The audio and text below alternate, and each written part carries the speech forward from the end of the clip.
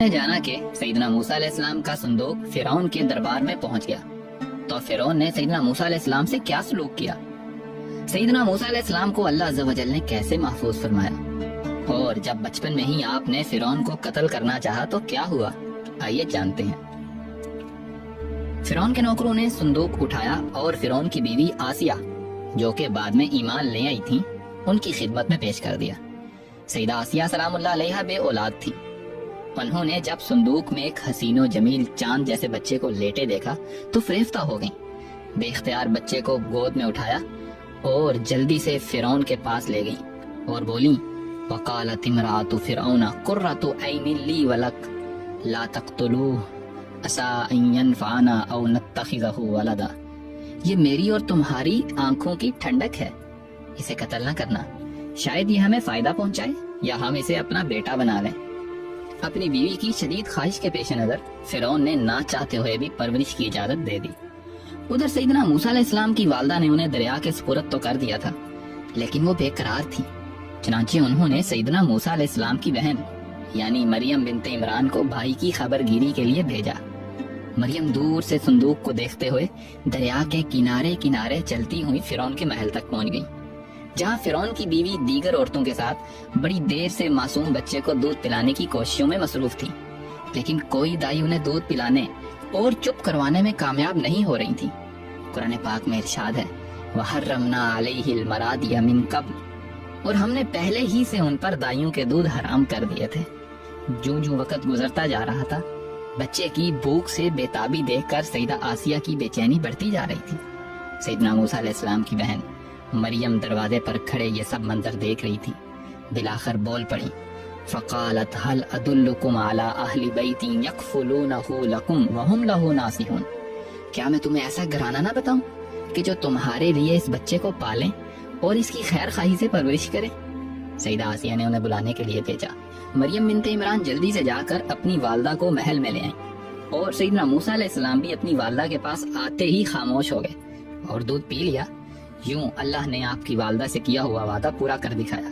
ارشاد باری تعالیٰ ہے فَرَدَدْنَاهُ إِلَىٰ أُمِّهِ كَيْ تَقَرَّ عَيْنُهَا وَلَا تَحْزَنْ وَلِتَعْلَمَ أَنَّ وَعْدَ اللَّهِ حَقٌّ وَلَٰكِنَّ أَكْثَرَهُمْ لَا يَعْلَمُونَ، تو ہم نے ان کو ان کی ماں کے پاس پہنچا دیا تاکہ اس کی آنکھیں ٹھنڈی ہوں اور وہ غم نہ کھائیں اور جان لیں کہ اللہ کا وعدہ سچا ہے، لیکن اکثر لوگ نہیں جانتے۔ سیدہ آسیہ نے سیدنا موسیٰ علیہ السلام کی والدہ سے کہا وہ محل میں ہی رہیں اور بچے کی پرورش کریں، لیکن سیدنا موسیٰ علیہ السلام کی والدہ نے انکار کر دیا اور فرمایا میرے شوہر اور بچے پریشان ہوں گے۔ اس پر آسیہ بچہ انہیں دینے پر مجبور ہو گئی۔ پھر اس نے بچے کے لیے وظیفہ مقرر کر دیا۔ یوں جس بچے کے خوف سے فرعون نے ہزاروں بچے ذبح کروا دیے، وہ بچہ فرعون ہی کی نگرانی اور سرکاری تحفظ میں پروان چڑھنے لگا۔ اس لیے جب اللہ مدد کا وعدہ فرما لے تو ظاہری اسباب نہیں دیکھے جاتے، پھر مدد آ کر رہتی ہے۔ سیدنا موسیٰ علیہ السلام رضاعت کی عمر تک اپنی والدہ کے پاس ہی پرورش پاتے رہے۔ پھر جب ان کا دودھ چھڑوایا گیا تو والدہ نے آپ کو دوبارہ فرعون کی بیوی کے حوالے کر دیا۔ ایک روز کا ذکر ہے کہ سیدہ آسیہ اور فرعون اپنے محل میں بیٹھے تھے۔ سیدہ آسیہ نے سیدنا موسیٰ علیہ السلام کو اٹھا کر فرعون کی گود میں بٹھا دیا۔ سیدنا موسیٰ علیہ السلام نے فرعون کی گود میں بیٹھتے ہی اس کی داڑھی پکڑ لی اور پھر اس کے منہ پر تمانچہ رسید کر دیا۔ بعض روایات میں ہے کہ ان کے ہاتھ میں ایک چھری تھی جس سے وہ کھیل رہے تھے، وہ فرعون کے سر پر دے ماری۔ فرعون غصے میں آگ بگولا ہو گیا۔ وہ کاہنوں کی بچہ پیدا ہونے کی پیشن گوئی پر بڑا فکر مند رہتا تھا۔ کہنے لگا مجھے لگتا ہے یہ وہی بچہ ہے، لہذا اس نے بچے کو قتل کرنے کا حکم دے دیا۔ سیدہ آسیہ یہ دیکھ کر سخت پریشان ہو گئی اور بولی یہ معصوم بچہ ہے، اس نے ایسا نادانی میں کیا ہے۔ فرعون سخت غصے میں تھا اور اسے بچے سے خوف آنے لگا تھا۔ بولا میں اسے قتل کر کے رہوں گا۔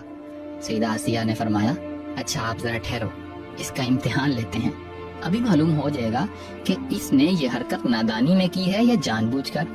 یہ کہہ کر انہوں نے 2 تشت منگوائے، ایک میں دہکتے انگارے تھے اور دوسرے میں سرخ یاقوت تھے۔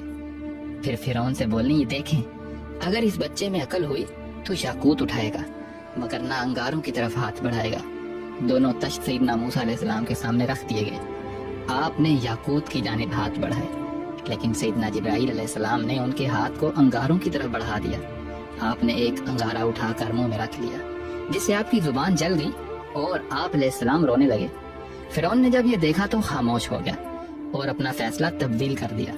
زبان کے جل جانے کی وجہ سے آپ علیہ السلام کی زبان میں تھوڑی سی لکنت پیدا ہو گئی۔ آپ جوان ہوئے تو بہترین جوان تھے، مصر میں فرعون کے لے پالک بیٹے کے نام سے مشہور ہوئے، لیکن پھر آپ کی زندگی میں ایک ایسا واقعہ رونما ہوا کہ سب بدل کر رہ گیا۔ آپ مصر چھوڑنے پر مجبور ہو گئے اور فرعون کی سپاہی آپ کو ہر جگہ تلاش کرتے پھرتے تھے۔ آخر ایسا کیا واقعہ پیش آیا؟ جاننے کے لیے ہماری اگلی قسط